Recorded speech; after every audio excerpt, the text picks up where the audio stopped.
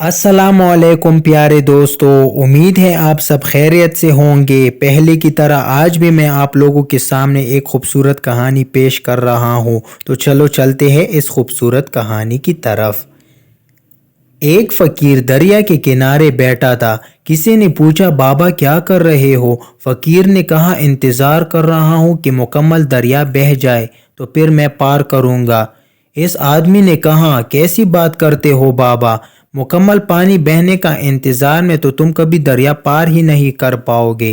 फकीर ने कहा, यही तो मैं तुम लोगों को समझाना चाहता हूँ कि तुम लोग जो हमेशा ये कहते रहते हो कि एक बार घर की जिम्मेदारियाँ पूरी हो जाए तो फिर नमाज पढ़ूंगा, दाढ़ी रखूंगा, हज करूंगा, खिदमत करूंगा, जैसे दरिया का पानी ख़त्म नहीं होगा, हमें इस पानी से ही पार जाने का रास्ता बनाना है।